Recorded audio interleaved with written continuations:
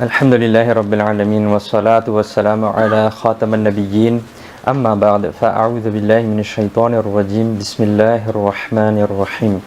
Mes chers frères en islam, répétez après moi. As-salatu was-salamu alayka ya Rasulallah wa ala alika wa ashabika ya Habiballah. As-salatu was-salamu alayka ya Nabiyallah wa ala alika wa ashabika ya Nurallah. Nawaitu sunnat al-i'tikaf. J'ai fait l'intention du nafl i'tikaf en étant dans la mosquée. Les chers frères en islam, le dernier prophète d'Allah Azza wa Jalla wa sallallahu ta'ala alayhi wa sallam a affirmé la belle parole suivante: Innamal a'malu bin niyyat, c'est-à-dire les actions ne valent que par leurs intentions. Formulons donc des bonnes intentions avant d'écouter le discours, le bayan d'aujourd'hui, Inch'Allah. Formulons les intentions suivantes qu'Inch'Allah on essaiera d'écouter le bayan, le discours d'aujourd'hui du début à la fin, afin d'obtenir l'agrément d'Allah Azza wa Jal. On essaiera d'écouter le discours de ce vendredi afin de récolter les récompenses, Inch'Allah Azza wa Jal. Et afin d'éviter de gaspiller les barakas de ce discours, on essaiera de rester concentré sur ce qui est dit, afin de retenir ce que nous entendrons et de le mettre en pratique et de le propager aux autres, Inch'Allah Azza wa Jal. Les chers frères en islam, il y a beaucoup de bienfaits à prier sur le noble et bien-aimé prophète sallallahu ta'ala alayhi wa sallam. Parmi les nombreux hadiths qu'il est rapporté, il a rapporté un hadith où le dernier prophète d'Allah Azza wa Jalla wa sallallahu ta'ala alayhi wa sallam a affirmé: celui qui a un grand besoin, celui qui a une nécessité particulière, celui qui a un besoin ardent, doit prier sur moi en abondance. Car prier sur moi enlève le chagrin, enlève la douleur, enlève les ennuis et augmente le rizq, c'est-à-dire la subsistance de la personne. Subhanallah. Regardez, il y a combien de bienfaits à prier sur le prophète sallallahu ta'ala alayhi wa sallam. Donc essayons d'en faire une habitude quotidienne. Sallallahu ala Muhammad, sallallahu ala Muhammad, sallallahu ala Muhammad, etc. D'essayer de prier continuellement quand on n'est pas occupé, quand on est dans les transports, quand on est dans la voiture, etc. Maintenant il y a des tasbih électroniques aussi, on trouve dans les commerces, etc. Donc on met ça comme une petite bague autour du doigt et on essaye de faire les prières sur le prophète sallallahu alayhi wa sallam. Un poète a dit: la plus grande dua, la plus grande invocation, c'est la salutation et la prière sur lui.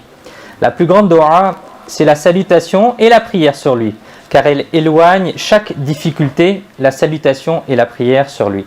Donc avec amour, avec respect, avec honneur pour le prophète alayhi salatu wassalam, prions sur lui ensemble. Sallu ala al-habib, sallallahu ta'ala ala Muhammad, sallallahu alayhi wa alihi wa sallam. Mes chers frères en islam, Allah Azza wa Jal dit dans le Coran, Surat al-Baqarah, versets 11 et 12: وَإِذَا قِيلَ لَهُمْ لَا تُفْسِدُوا فِي الْأَرْضِ قالوا إنما نحن مصلحون ألا إنهم هم المفسدون ولكن لا يشعرون صدق الله العظيم وصدق رسوله النبي الكريم.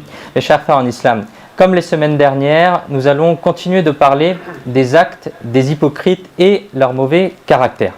Allah Azza wa Jal a mentionné les défauts des hypocrites à partir du verset 8 de Surat al-Baqarah.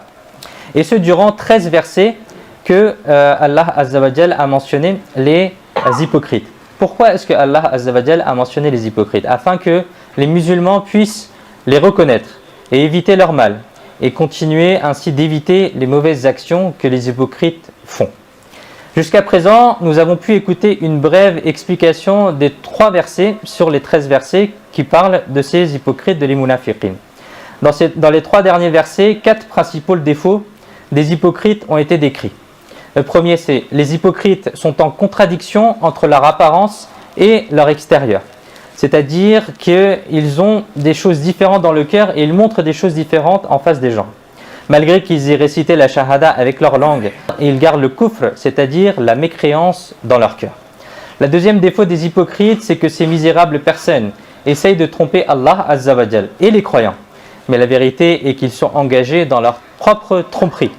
C'est-à-dire qu'ils ne se trompent qu'eux-mêmes. Ils essaient de tromper, de berner les gens, de leurrer les gens, mais en fait, ils ne trompent qu'eux-mêmes. La troisième chose, le troisième défaut que les hypocrites ont, est que leur cœur est dans la maladie du doute et de la jalousie. C'est-à-dire ils doutent tout le temps. Est-ce que c'est vrai sur quoi je suis? Est-ce que c'est vrai l'islam? Est-ce que c'est vrai ce que dit le prophète sallallahu alayhi wa sallam, etc., etc. Et ils sont dans la jalousie. Ils sont tout le temps jaloux des musulmans. Et la quatrième défaut, c'est et ces gens destinés à une mauvaise fin ont l'impure audace de dire des mensonges dans la cour d'Allah Azza wa Jal et de son messager sallallahu ta'ala alayhi wa sallam.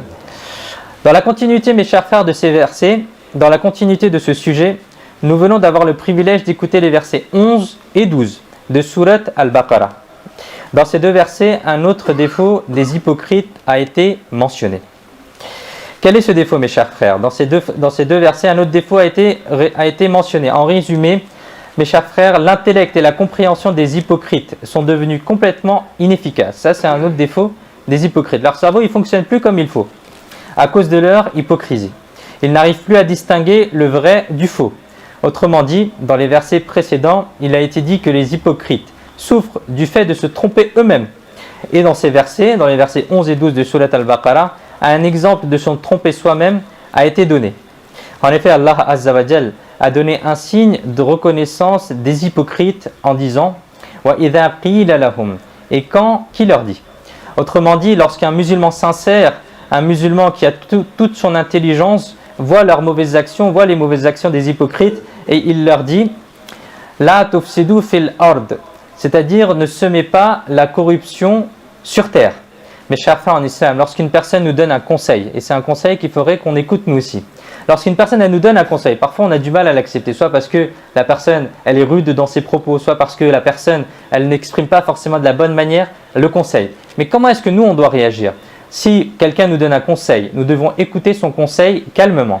Et ensuite nous devons réfléchir. Est-ce que ce conseil que la personne elle me donne, est-ce qu'elle s'applique à moi ou pas? Est-ce que le vice ou le défaut dont on me parle est effectivement en moi ou pas?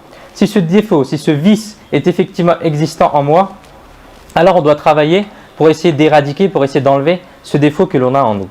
Mais si l'on revient à ce sujet, ici on parle des hypocrites. Il y avait une maladie dans leur cœur et leur intelligence est devenue tellement faible comme Allah Azza wa Jal nous en informe dans la suite de ce même verset. قَالُوا إِنَّمَا نَحْنُ مُصْلِحُونَ. Alors ils disent nous sommes juste des correcteurs, nous sommes juste là pour faire le islah, pour corriger les gens, pour guider les gens. Alors que au début, les musulmans, ils leur disent quoi? Et quand on leur dit ne semez pas la corruption, ils répondent quoi? Ils disent mais moi je suis juste là pour corriger les gens, je suis juste là pour faire le bien autour de moi. C'est vraiment la situation inverse qui se produit, mes chers frères. On leur a dit ne semez pas la corruption, n'incitez pas les gens vers les mauvaises choses, vers les disputes, vers les bagarres, vers les péchés, etc. Mais les hypocrites sont tellement mauvais qu'au lieu d'accepter leur tort, ils répondent à celui qui les conseille en disant « Nous ne semons pas la corruption sur terre, on ne fait pas le façade sur terre, on n'est pas là pour faire le façade », les hypocrites ils disent. Ils disent qu'on n'est pas là pour faire la corruption, on n'est pas là pour causer du tort, mais au contraire, ils sont tellement mauvais qu'au lieu d'accepter leur tort, ils répondent cela. Et alors ils disent ensuite « Mais c'est vous les musulmans, au contraire, qui êtes le fauteur de troubles, c'est vous qui semez la corruption sur terre. » Alors que c'est nous qui mettons les fin au trouble. C'est ce que les hypocrites y disent. Ensuite, dans le prochain verset, dans le verset 12 de Surat Al-Baqarah, Allah Azza wa Jal il dit Ala innahum humul mufsidun walakin la yash'urun. Traduction de Kanzul Iman. Certes, ce sont eux les fauteurs de troubles, mais ils ne s'en aperçoivent pas, ils ne s'en rendent même pas compte. C'est-à-dire qu'il y a une maladie dans leur cœur de ces hypocrites. Et cette maladie a tellement pris le dessus sur leur cœur qu'ils n'arrivent même plus à faire la différence entre le bien et le mal. Ce sont eux les fauteurs de troubles. Ils répandent la corruption. Ils sèment le trouble sur la terre. C'est-à-dire qu'ils essaient de corrompre les gens. Ils essaient de mener les gens vers le kufr et vers les péchés. Mais ils croient qu'ils ne font pas de trouble. Ils croient qu'ils ne commettent aucun mal et qu'ils sont des correcteurs. Ils sont là pour réformer les gens. Ils sont là pour faire le islah des gens. Ceci est l'un des défauts des hypocrites. Leur intellect, leur intelligence ne fonctionne plus correctement. Ils n'arrivent plus à distinguer le bien du mal. Qu'Allah Azza wa Jal nous préserve d'un tel malheur. Amin. Bijahi khataman nabiyyin sallallahu ta'ala alayhi wa sallam. Sallu ala al-habib sallallahu ta'ala ala Muhammad sallallahu alayhi wa sallam. Mes chers frères en islam, nous avons écouté et essayé de comprendre ces deux versets. Nous apprenons beaucoup de choses à partir de ces versets bénis. La première chose et la plus importante chose que nous apprenons est que nous devons toujours être réalistes, c'est-à-dire nous devons toujours être factuels. Se dire qu'est-ce que je pense, quelle est mon opinion, quelle est ma vision, etc. Ce n'est pas le plus important. Le plus important est de rechercher la vérité. Nous ne devons pas nier la vérité, nous ne devons pas rejeter la vérité, car c'était justement le vice, le défaut des hypocrites. Ils rejetaient la réalité, ils rejetaient le message de l'islam. Quelle était la conséquence de ce qu'ils faisaient? La conséquence des actes des hypocrites est que cela créait du façade, c'est-à-dire cela créait de la corruption, cela semait la corruption sur terre. Mais les hypocrites, qu'est-ce qu'ils croyaient? Ils croyaient qu'ils étaient en train d'éliminer le façade, ils étaient en train d'éliminer la corruption dans la société. Ils disaient, nous on fait juste du bien, on est juste là pour mener le bien, et ils s'en rendaient même pas compte. Ceci est un très grand défaut, mes chers frères. En arabe, on appelle cela le jahl al-murakkab, c'est-à-dire, on peut traduire cela par l'ignorance complexe, l'ignorance aggravée. C'est-à-dire que l'on comprend l'inverse de la réalité. On comprend l'inverse de la réalité, c'est ce qu'on appelle le jahl al-murakkab. C'est-à-dire l'ignorance est déjà un défaut en soi. Déjà être jahl, avoir le jahl, c'est-à-dire avoir l'ignorance, c'est déjà un défaut en soi. Mais dans l'ignorance, il y a des degrés, il y a des catégories dans l'ignorance. Et la première catégorie dont on parle dans l'ignorance, c'est quoi? L'un des degrés est ce qu'on appelle le jahl al-mutlaq. La première catégorie, c'est quoi? Jahl al-mutlaq, c'est-à-dire il est ignorant complètement. C'est l'ignorance absolue. Il s'agit là d'une personne qui est ignorante et qui se considère comme ignorante. Elle accepte qu'elle est ignorante. Je suis dans le jahl, je suis dans l'ignorance. Ce type de personne, qu'est-ce qu'elle fait? Elle essaye de se réformer, elle essaye de changer. Si on lui explique son ignorance, si on lui explique son erreur, si on lui explique son manquement qu'elle fait, alors la personne, elle revient sur le chemin de la guidée. Elle revient sur le chemin de la hidayah. Lorsque la personne se rend compte qu'elle est ignorante, elle commence à essayer d'apprendre la religion. Elle ne reste pas enfermée en se disant qu'elle n'a pas besoin d'apprendre la religion ou que je connais déjà tout. J'ai pas besoin d'apprendre. Si la personne elle est comme ça, alors c'est pas bon. Mais le jahl mutlaq, c'est la personne qui sait qu'elle est ignorante et qu'elle veut apprendre la religion et qu'elle fait l'effort pour essayer d'apprendre la religion. Le second degré, c'est quoi? Le second degré de l'ignorance est ce que l'on appelle, et ce qu'on vient de dire, c'est le jahl al-murakkab. Et il s'agit là d'une personne qui est ignorante, mais qui croit qu'elle connaît tout. Moi, je suis déjà alim, moi je connais déjà tout. Ça, c'est le jahl al-murakkab, c'est-à-dire c'est une grande ignorance. Et ceci est un grand vice, ceci est un grand défaut.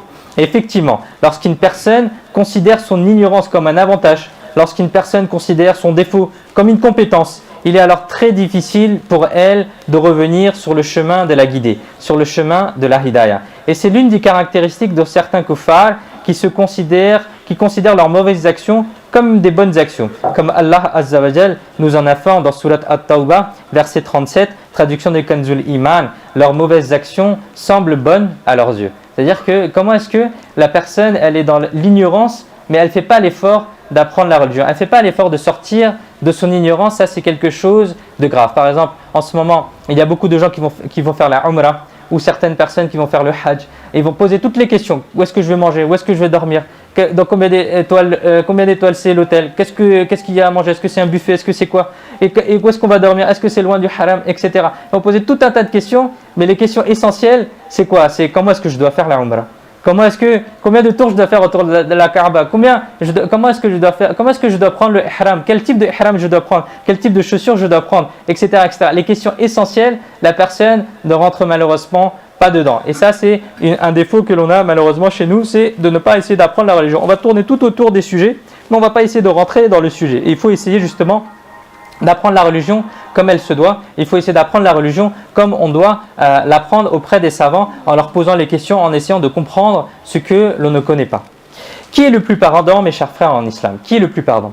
Est-ce que vous savez qui est le plus pardon le jour du jugement? Allah Azza wa Jal, il dit dans le Saint-Coran, Surat Al-Kahf, versets 103 et 104, traduction de Kanzul Iman, dit au bien-aimé, c'est-à-dire dit Ya Rasulallah, Allah Azza wa Jal, il s'adresse à son messager, sallallahu alayhi wa sallam, il dit au bien-aimé, devrions-nous vous informer à qui sont les pires actions? Qui sont les gens qui ont les pires actions? Ce sont ceux dont tous les efforts sont perdus dans la poursuite de la vie de ce bas monde. Et ils poursuivent ce bas monde et ils se disent que nous on fait les efforts pour le bas monde et on fait plein de bonnes actions. Et ils perçoivent que nous faisons du bon travail. Dit au bien-aimé, devrions-nous vous informer à qui sont les pires actions? Ce sont ceux dont tous les efforts sont perdus dans la poursuite de la vie de ce monde et ils perçoivent que nous faisons du bon travail. Ce sont là, mes chers frères, les personnes malheureuses qui subiront la plus grande perte le jour du jugement. Qui sont-elles? Ce sont les personnes qui croient qu'elles faisaient des bonnes actions. Elles croyaient qu'elles étaient en train d'accumuler plein de bonnes actions dans leur livre d'action. Elles croyaient qu'elles avaient préparé leur akhira, qu'elles avaient préparé leur vie pour l'au-delà, mais il n'en est rien. Pourquoi? Parce qu'elles étaient ignorantes. Elles faisaient des choses, mais elles n'avaient pas appris les règles de comment est-ce qu'il faut faire les choses en islam. Elles n'avaient pas appris les règles de la prière, elles n'avaient pas appris les règles du hajj, les règles de umrah, les règles, etc., etc. Certaines personnes, elles ne vont pas apprendre les règles de la zakat. Elles vont donner la zakat de manière ignorante, elles vont sortir la zakat sans même savoir si la zakat, elle est correctement acquittée ou pas, etc., etc. Et c'est des choses que le musulman, il doit apprendre, c'est des choses qui sont fard ayn, c'est-à-dire c'est une obligation religieuse d'apprendre le minimum qu'on doit appliquer dans notre quotidien.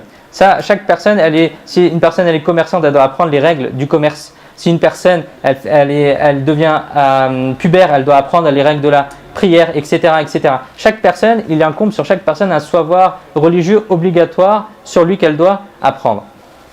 Et c'est pourquoi il est rapporté dans ce verset que les personnes parfois elles font des bonnes actions, elles pensent qu'elles sont dans le droit chemin, mais en fait à cause de l'ignorance, à cause du fait qu'elles ne comprennent pas ce qu'elles doivent faire, elles font des choses, mais c'est le contraire de ce qu'il fallait faire et du coup elles tombent dans des mauvaises actions, voire dans des choses ignorantes, voire dans des choses qui sont dans le péché. Mais lorsque la personne elle descendra dans la tombe, lorsque la personne elle sera présentée dans la cour d'Allah Azza wa Jal le jour du jugement, lorsque l'on donnera son livre des comptes dans ses mains, alors il comprendra que les actes qu'il considérait comme des bonnes actions, elles n'étaient en fait pas des bonnes actions. Ce qu'il faisait n'était en fait que des mauvaises actions. Sur terre, la personne elle croit qu'elle était en train elle se préparait pour le paradis, mais en fait elle a fait que des actions pour l'enfer. C'est ce type de personne qui subira, mes chers frères, la plus grosse perte. Elle croyait qu'elle se préparait pour l'au-delà, elle croyait qu'elle se préparait pour la akhira, elle croyait qu'elle se préparait pour le paradis, mais en fait, il n'en est rien. C'est pourquoi nous ne devons pas nous voiler la face. Nous ne devons pas nous voiler les yeux. Si l'on accomplit quelque chose, il faut se demander ce que le Coran et les hadiths nous disent à ce propos. Et si on ne sait pas lire le Coran et les hadiths, et si on n'est pas un savant nous-mêmes, alors il faut que l'on demande aux savants. Ce n'est pas en allant chercher dans les livres de Coran et de la Sunna qu'on va en tirer les règlements religieux. On n'est pas capable de sortir les règlements religieux. C'était les mujtahid qui faisaient ce travail-là. Et c'est pourquoi nous, on va faire quoi? On va aller demander aux savants quelle est la règle religieuse qui s'applique à mon cas. Et c'est cela que l'on doit faire. Il faut à chaque fois demander aux savants si ce que l'on fait est correct ou pas. Nous devons avoir la certitude que ce que nous faisons est une bonne action ou pas. Il ne faut pas que nous faisons une action qui soit en fait un péché et que l'on considère cela comme une bonne action. Et mes chers frères, si on essaie d'illustrer cela, il est très regrettable que cela se produise également dans nos sociétés. Il y a beaucoup d'ignorance religieuse malheureusement parmi nous. Et il y a beaucoup de choses qui sont des péchés ou des choses inutiles que les gens font en croyant que c'est une bonne action. Par exemple, si on prend juste dans le sous-continent indien, les femmes parfois elles se réunissent, elles vont lire une histoire qu'on appelle l'histoire des 10 femmes et elles prononcent des vœux pour cela, elles s'invitent entre elles et elles lisent une histoire qui est une histoire des 10 femmes qui est connue dans le sous-continent indien. Mais cette histoire-là, c'est un mensonge, ce sont des faits qui sont inventés et il n'y a aucune bonne action dans cela. Et cela n'a aucune source dans la charia, c'est juste une perte de temps. Et de même, on a parfois des gens qui essaient de faire sadaqa ou de donner la zakat. Et il y a effectivement beaucoup de bienfaits à faire cela dans le Coran et dans les hadiths. Mais que font ces personnes? Comment est-ce qu'elles donnent la zakat? Comment est-ce qu'elles dépensent dans le chemin d'Allah Azza wa Jal? Parfois elles dépensent de manière inutile. Elles ne s'en rendent même pas compte, mais elles dépensent de manière inutile. Elles vont essayer de faire une sadaqa, mais la sadaqa, elle est soit pas acceptée, soit elle est dépensée inutilement. Elle ne s'en rend même pas compte. Comment Allah Azza wa Jal le dit dans Surat Bani Israël, verset 27, traduction de Kanzul Iman. En vérité, ceux qui dépensent inutilement sont les frères de Shaitan. Qu'Allah Azza wa Jal nous en préserve. Bref, pourquoi est-ce que les gens font cela? Ils font cela en croyant faire une bonne action. Mais qu'est-ce que c'est en réalité? C'est soit un péché, soit c'est quelque chose de futile, quelque chose d'inutile. La sadaqa, c'est-à-dire donner en aumône, c'est en fait donner de l'argent ou autre chose à quelqu'un qui en a besoin. Par exemple, donner à manger à une personne pauvre, donner à manger aux élèves d'une madrasa, à des élèves en sciences islamiques, faire un don dans une madrasa, participer financièrement dans la mosquée, dans les activités religieuses par exemple de l'organisation Ad-Da'wati Islami, etc. Ça, ce sont des exemples de faire sadaqa, de faire l'aumône. Bref, nous devons aimer la réalité des choses, mes chers frères. Nous devons faire des actes qui sont effectivement des bonnes actions. Mais à cause de l'ignorance, les gens considèrent parfois des péchés comme des bonnes actions. C'est pourquoi nous devons apprendre la science islamique. Nous devons demander conseil aux respectables savants religieux qui sont des amoureux du prophète. Qu'Allah Azza wa Jal nous permette de mettre cela en pratique. Mes chers frères en islam, Allah Azza wa Jal dit dans Surat Al-Baqarah, verset 11, وَإِذَا قِيلَ لَهُمْ لَا تُفْسِدُوا فِي الْأَرْضِ, c'est-à-dire, et quand on leur dit, ne causez pas de tort sur terre, ne semez pas la corruption sur terre, ne faites pas de mal aux gens sur terre. En d'autres termes, il a été dit aux hypocrites de ne pas semer le mal sur terre. Maintenant, une question fondamentale vient à l'esprit. Au final, qu'est-ce que ces hypocrites faisaient? Qu'est-ce qu'ils faisaient qui causait du tort sur terre? Et ce sur quoi on leur dit d'arrêter de faire cela. Qu'est-ce qui faisait que Allah Azza wa Jal, il a parlé de cela dans le Coran? À cet égard, les mufassirin, c'est-à-dire les commentateurs du Coran, soulignaient ici certaines des actions des hypocrites. La première chose, c'est se lier d'amitié avec les mécréants. L'une des mauvaises actions des hypocrites était qu'ils avaient l'habitude d'exprimer leur amitié avec les musulmans. Et en même temps, ils allaient voir les non-musulmans, les kafirs de l'époque, et ils disaient « moi aussi je suis ami avec toi ». Et ils jouaient sur les deux plans. Ils disaient, quand ils étaient avec les musulmans, ils disaient moi je suis avec vous. Et quand ils allaient voir les kafirs, ils disaient moi je suis avec vous. Et en fait, les kafirs de l'époque, ils étaient contre les musulmans, ils luttaient contre les musulmans, ils essayaient d'éteindre l'islam. Donc c'était vraiment les kafirs, de l'époque étaient très durs avec les musulmans, et en même temps, les hypocrites, ils jouaient sur les deux plans. C'est-à-dire que d'une part, ces malheureux avaient l'habitude d'exprimer leur amitié avec les musulmans pour les rendre heureux, et d'autre part, ils voulaient aussi rendre heureux les kuffars, c'est-à-dire les mécréants, qu'ils considéraient comme leurs maîtres. Ils les considéraient comme des gens très bien. Et ils disaient que nous voulons juste corriger les gens, nous sommes juste là pour faire des liens avec tout le monde, nous on ne prend pas parti. Là-dessus, on leur a dit que votre mauvaise action n'est pas une réforme des gens, c'est pas du islah, mais c'est du façade. C'est-à-dire, ça cause la zizanie, ça cause la pagaille, ça cause la corruption sur terre. Et comme il n'est pas possible de combiner, mes chers frères, l'eau et le feu, on ne peut pas combiner l'eau et le feu, on met l'eau et le feu ensemble, ça va, soit le feu s'éteint, soit l'eau reste et l'autre s'éteint. De la même manière, ceux qu'Allah et son messager ont demandé d'aimer doivent être aimés. Et ceux qu'ils ont demandé de détester doivent être détestés. Alors la société restera sur le droit chemin. Mais si on supprime cette différence et qu'on dit bon, le voleur c'est pas grave, je l'aime, celui qui est violeur je l'aime, celui qui fait des péchés etc, comme ci comme ça, j'aime tout le monde moi. Ça marche pas comme ça la société. La société, on va détester les mauvais actes. Et si on supprime cette différence et que l'on se dit que l'on doit aimer tout le monde sans distinction, alors cela mène à la pagaille et la société sera ruinée. Comme par exemple, si on fait des péchés, on doit détester les personnes qui font les péchés, parce que sinon ça rentre dans le cœur, et sinon la compagnie ou la fréquentation des gens qui font de la corruption sur terre nous rentre dans le cœur, et nous aussi on peut devenir comme eux. Mes chers frères en islam, il s'avère qu'exprimer du dégoût envers les mauvaises personnes est également nécessaire. Mais malheureusement, certaines personnes disent aujourd'hui, il ne faut pas considérer les gens comme incorrects. Tout le monde est correct. Comment est-ce possible que tout le monde soit correct? Est-ce qu'un musulman et un non-musulman peuvent avoir tous les deux raison? Si quelqu'un croit en Allah et l'autre ne croit pas en Allah, comment est-ce que les deux personnes peuvent avoir raison en même temps? Si quelqu'un dit la vérité et l'autre ment, comment peuvent-ils être égaux? Si quelqu'un fait sa prière et l'autre ne fait pas sa prière, comment peuvent-ils être égaux? Si quelqu'un embrasse les mains de ses parents et l'autre insulte ses parents, comment peuvent-ils être égaux? Bien sûr, l'un d'eux a tort et nous devons toujours être dégoûtés du mal que l'autre personne commet. Si nous ne ressentons pas cela, alors cela causera de la pagaille sur terre, cela causera la corruption sur terre. Parce que si on ne considère pas le mal comme un mal, alors tout le monde va commencer à faire du mal. Et là, la société, elle devient corrompue, elle devient pervertie. L'une des raisons principales, mes chers frères, de la destruction des Bani Israël, qui a été énoncée dans les hadiths, est ce même défaut. En effet, Sayyidina Abdullah bin Mas'ud radiyallahu ta'ala anhu rapporte que le dernier prophète d'Allah azza wa jalla wa sallallahu ta'ala alayhi wa sallam a dit: le premier mal qui a atteint les Bani Israël fut le fait que lorsqu'une personne rencontrait une autre personne et qu'elle le voyait pris dans un péché, cette personne elle commettait un péché, alors la première personne elle lui disait d'arrêter son péché. Et ensuite, qu'est-ce qu'il se passait? Le lendemain, s'il le voyait encore une fois la personne faire un péché, elle ne lui disait plus rien. Pourquoi elle ne disait plus rien? La première fois, elle lui dit arrête de faire du mal, arrête de faire tes péchés. Le deuxième jour, elle lui dit non, je dis plus rien. Pourquoi? Elle lui arrêtait de lui dire à cause de ses relations, à cause des avantages qu'elle pouvait tirer de la personne, à cause du bienfait que l'autre personne elle pouvait lui donner. Elle disait non, si je lui dis quelque chose, ça va se retourner contre moi, j'aurai plus l'avantage, j'aurai plus les bienfaits qu'il me donnait, j'aurai plus l'avantage qu'il me donnait, etc., etc. Lorsque cette pratique s'est répandue, Allah Azza wa Jal a confondu les cœurs les uns avec les autres. C'est-à-dire que les cœurs des gens obéissants sont devenus comme les cœurs des gens qui étaient désobéissants.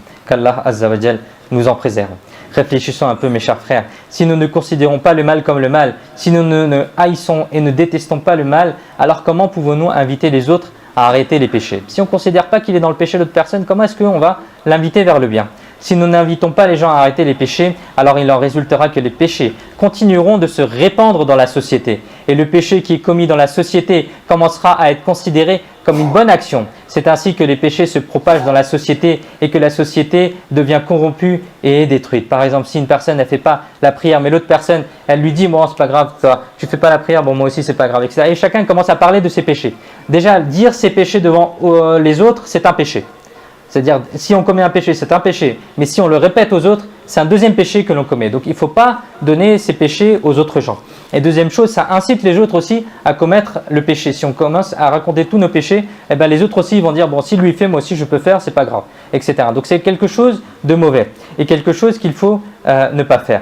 Mes chers frères en islam, le premier façade, la première corruption qui a été faite sur terre, ça a été Qabil, qui a été rendu martyr, Sayyidina Habil, rahmatullahi ta'ala alayh, les fils de Sayyidina Adam, alayhi salam. Ensuite, Qabil, qui était une mauvaise personne, a continué à faire beaucoup de mauvaises actions. Et il est même allé jusqu'à tomber dans le shirk et dans le kufr. C'est-à-dire que Qabil est tombé dans le polythéisme et dans la mécréance. Ensuite, l'alcoolisme, la fitna et le fasad, c'est-à-dire les méfaits et les torts, se sont également répandus parmi les enfants de Qabil.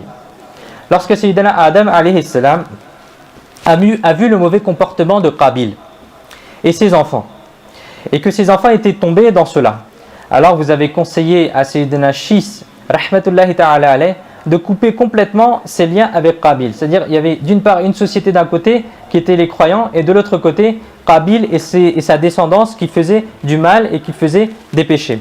Et Sayyidina Adam alayhi salam, il a dit à Sayyidina Shis, rahmatullahi ta'ala alayh, de couper complètement ses liens avec Qabil et sa famille, de couper complètement les liens avec les gens qui font les péchés, et qu'il ne marie pas ses enfants avec eux.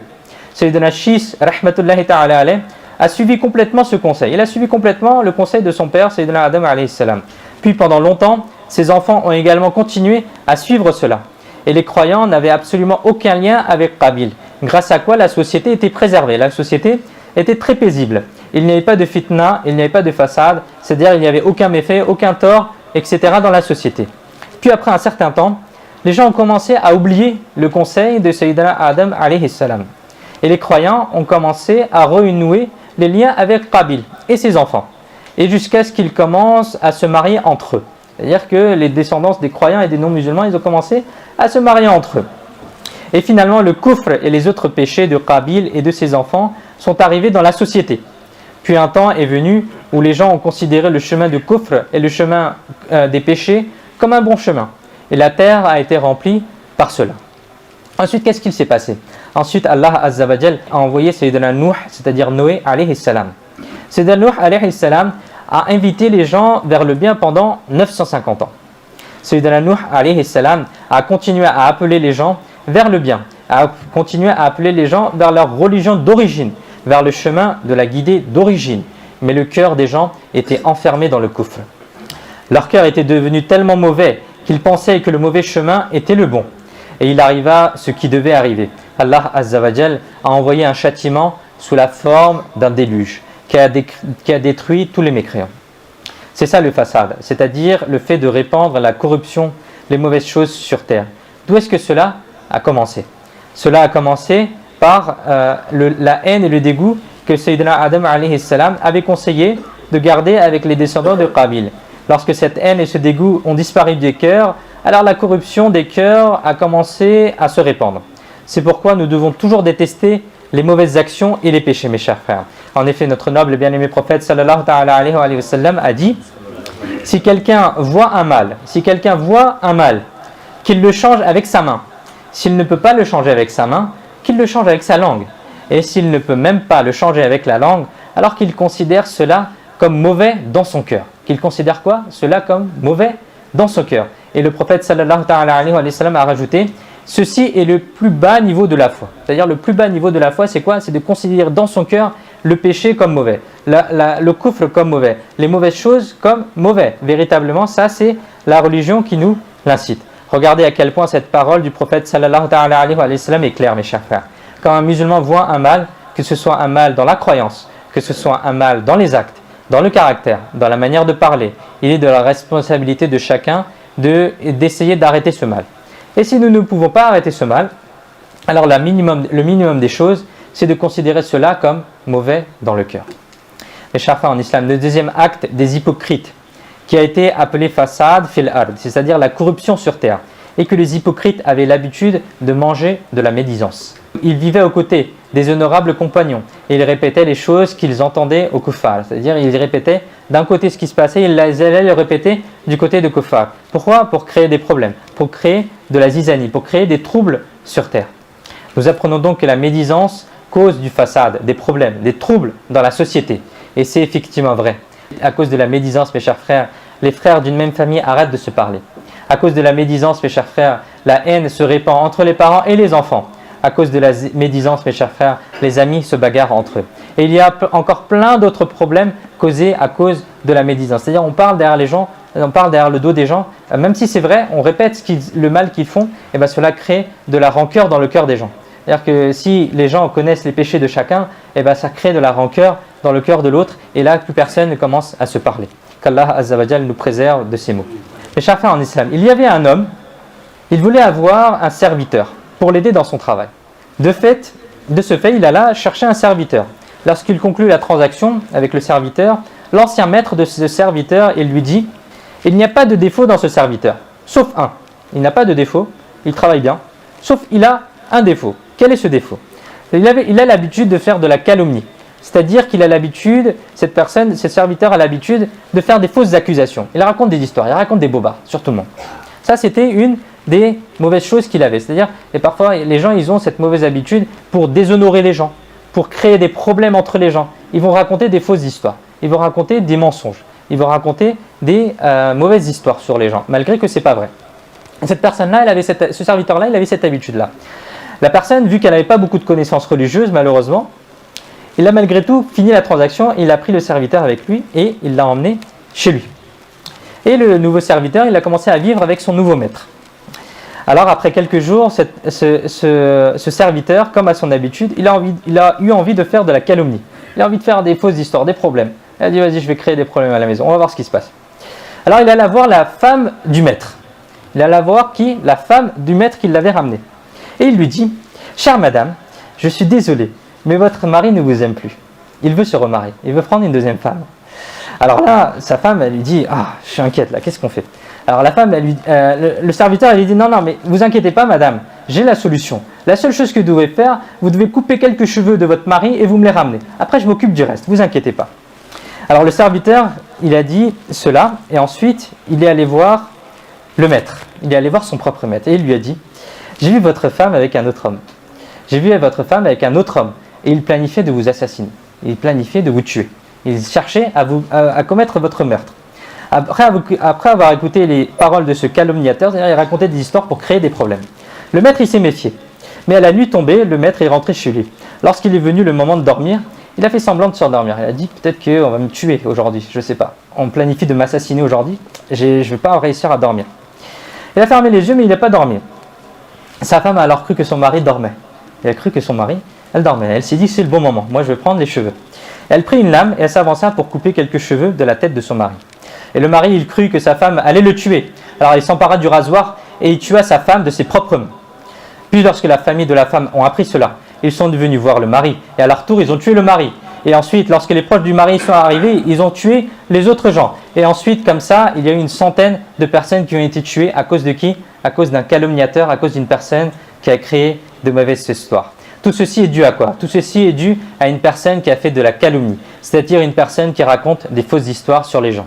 Le fasad, la corruption, le mal, la zizanie, la fitna se répandent dans la société à cause de la calomnie. C'est pourquoi nous devons toujours éviter la calomnie et éviter les fausses histoires sur les gens. Et les gens qui font de la calomnie, c'est-à-dire les fausses accusations pour créer des problèmes et des bagarres entre les gens, il faut aussi les éviter. C'est quoi ? C'est un grand péché, la calomnie, c'est-à-dire accuser, c'est une accusation grave et volontaire et volontairement mensongère. C'est une accusation fausse, un mensonge pour attaquer la réputation, l'honneur, créer des problèmes entre les gens. Ça, c'est ce qu'on appelle la calomnie et on l'a illustré à travers cette histoire du mari et de la femme. Qu'Allah Azza wa Jal nous préserve de cela. Mes chers frères en islam, notre noble et bien-aimé prophète sallallahu ta'ala alayhi wa sallam a affirmé: celui qui fait de la médisance, c'est-à-dire riba, celui qui se moque des gens, celui qui fait de la calomnie et celui qui recherche les défauts des gens, il est tout le temps en train de chercher c'est quoi son problème à lui, c'est quoi son défaut à lui. Allah Azza wa Jal, il le ressuscitera sous forme de chien le jour du jugement. Qu'Allah Azza wa Jal nous en préserve. Dans un autre hadith, il est dit: attention, le mensonge assombrit le visage et la calomnie apporte le châtiment dans la tombe. Et il est dit dans un autre endroit: la médisance et la calomnie abattent la foi, tout comme le berger abat un arbre. Un poète, il dit à ce moment: mes maladies des péchés, efface-les tous. Mes maladies des péchés, efface-les tous. Ô Seigneur de Mohammed, rends-moi pieux. Éloigne-moi de la médisance et de la calomnie. Éloigne-moi de la médisance et de la calomnie. Qu'aucune mauvaise habitude ne me poursuive dans ma vie. Amin. Sallu ala al-Habib, sallallahu ta'ala ala Muhammad, sallallahu alayhi wa sallam. Mes chers frères en islam, la troisième mauvaise habitude des hypocrites, qui a été appelée fasad fil ard, c'est-à-dire la corruption sur terre, le trouble sur terre, était que ces mauvaises personnes faisaient des péchés ouvertement. Un péché, qu'il soit commis en secret ou devant tout le monde, reste un péché. Ça, on est tous d'accord. Mais l'un des méfaits à faire un péché ouvertement, c'est-à-dire à faire un péché devant tout le monde, est que cela encourage les autres aussi à commettre le péché. Ainsi, en voyant une personne ouvertement dans le péché, les autres gens commencent aussi à souffrir de ce péché et la société est détruite. C'est pourquoi nous tous, nous ne devons jamais commettre de péché, même en secret, car celui à qui nous désobéissons, le Seigneur Tout-Puissant, nous voit malgré tout. Et il ne faut pas commettre de péché ouvertement, c'est-à-dire devant tout le monde, car le péché devant tout le monde n'est pas un simple péché, mais c'est du façade, c'est-à-dire c'est la corruption, c'est la trouble, c'est la zizanie, c'est la pagaille sur terre si on commence à raconter tous nos péchés devant tout le monde. Et malheureusement, sur les réseaux sociaux maintenant, c'est comme une habitude. Les gens racontent leurs péchés, racontent qu'est-ce qu'ils font pas, etc., etc. Et ça, c'est quelque chose de très mauvais. Les réseaux sociaux, il faut les utiliser correctement. Si on veut les utiliser, utilisons-les pour les bonnes actions, utilisons-les pour propager le bien. Mais si c'est pour propager le mal, alors là, ta mauvaise action, elle est multipliée par des millions et des millions. Parce que si des millions et des millions de personnes voient le péché que tu fais ou voient les péchés que tu fais, alors tu vas avoir encore plus de péché que ce que tu l'avais dit seulement à une personne. Tu l'auras encore plus. Qu'Allah Azza wa Jal nous préserve de cela. Allah Azza wa Jal, mes chers frères, dit dans le Saint-Coran, Surat Al-Rum, verset 41, traduction de Kanzul Iman: la corruption est apparue sur la terre et la mer. La corruption est apparue sur la terre et la mer à cause des mauvaises actions que les mains des gens ont accomplies, de sorte qu'ils goûtent la saveur de certaines de leurs mauvaises actions. Peut-être s'abstiendront-ils. C'est-à-dire qu'Allah Azza wa Jal, il a dit, la corruption elle est apparue à cause des mains des propres gens sur terre. C'est-à-dire que nous apprenons que le fasad, c'est-à-dire la corruption, apparaît sur terre à cause de la désobéissance à Allah Azza wa Jal et à cause des péchés. Mais quel type de fasad on parle? De quel type de corruption on parle? La famine, elle se produit à cause parfois de nos propres mains. Les pluies arrêtent de tomber, parfois à cause de nos propres mains. Les récoltes sont détruites, il n'y a plus de baraka dans les récoltes. Pourquoi? Parce qu'on fait des péchés. Les épidémies se propagent. Pourquoi? Parce qu'on fait des péchés. Et qui sait quelle autre façade, quelle autre corruption se propage sur terre à cause de nos péchés. Sayyidina Mujahid rahmatullahi ta'ala alayhi a dit: lorsque la famine devient sévère, lorsque la famine, c'est-à-dire il n'y a plus à manger, il n'y a plus à boire, à manger, lorsque la famine devient sévère et que le pluie s'arrête, les animaux maudissent les gens désobéissants et ils disent, c'est-à-dire les animaux, ils disent: cette famine est due au péché de l'homme. Ô vous les amoureux du prophète, réfléchissons un instant. Qu'est-ce qui peut être plus humiliant que cela? Alors que l'être humain a été créé en tant que ashraful makhluqat, c'est-à-dire la meilleure des créatures. Mais lorsqu'il commet un péché, lorsque sa désobéissance dépasse toutes les limites, alors les animaux qui sont d'un niveau beaucoup plus inférieur aux êtres humains, eux aussi se mettent à dire du mal de nous. Nous apprenons donc que celui qui est désobéissant envers Allah Azza wa Jal et envers son messager sallallahu ta'ala alayhi wa sallam, alors il perd sa vertu, il perd sa supériorité et il tombe de son niveau d'être humain pour aller dans le profond gouffre de l'humiliation. Mes chers frères en islam, un poète il dit: la malédiction des péchés ne fait qu'augmenter au Seigneur. La malédiction des péchés ne fait qu'augmenter au Seigneur. Je n'arrive pas à tenir bon sur mon repentir au Seigneur. Ma rébellion a brisé mon dos et mon shaitan et mon nafs ont pris le dessus. Ne me déshonore pas au jugement. Garde mon honneur au Seigneur. Hélas, les péchés ne m'ont laissé aucune chance. Pardonne-moi au nom du chef des Arabes et des non-Arabes, ô Seigneur. Sallu ala al-Habib, sallallahu ta'ala ala Muhammad, sallallahu alayhi wa sallam. Les chers frères en islam, pour résumer le discours d'aujourd'hui, nous avons appris quelles sont les mauvaises actions des hypocrites. Leur intellect, c'est-à-dire leur intelligence, est devenue très faible. Leur raison et leur intellect ne fonctionnent plus correctement. Deuxième défaut, ils ne sont plus capables de faire la différence entre le bien et le mal. Et troisième défaut, ils font des choses qui répandent le façade, qui répandent la corruption sur terre, ils corrompent les mœurs, ils corrompent les habitudes, ils corrompent les gens. Et ils disent au contraire qu'ils sont en train d'éradiquer, en train d'enlever la corruption. Mais chers frères en islam, nous devons toujours éviter ces défauts. Nous devons toujours être réalistes et être prêts à reconnaître nos propres défauts. Si on a des défauts, il faut essayer de les corriger pour essayer d'avancer. Au lieu de nous perdre dans nos propres réflexions, nous devons apprendre les vrais enseignements islamiques. C'est pas l'islam, c'est pas je crois, je pense. C'est qu'est-ce que les savants y disent. C'est ça l'islam. Les hypocrites étaient très proches, mes chers frères, des personnes désobéissances et ils ne leur disaient jamais rien. Nous devons toujours détester, mes chers frères, le mal et les péchés des mauvaises personnes. Les hypocrites avaient l'habitude de faire de la calomnie, c'est-à-dire ils faisaient des fausses histoires pour créer des problèmes entre les gens. Et c'est aussi une manière de répandre la corruption de faire de la calomnie. Et enfin, ces mauvaises personnes avaient l'habitude de commettre des péchés ouvertement et en les montrant à tout le monde. Nous devons donc absolument éviter de faire de la calomnie, de la médisance, de montrer ses péchés aux gens et se débarrasser de ces mauvaises habitudes des péchés. Qu'Allah Azza wa Jal nous permette à nous tous de mettre cela en pratique. Amin. Bijahi khataman nabiyyin sallallahu ta'ala alayhi wa alihi wa sallam. Sallu ala al-habib sallallahu ta'ala ala Muhammad sallallahu alayhi wa alihi wa sallam.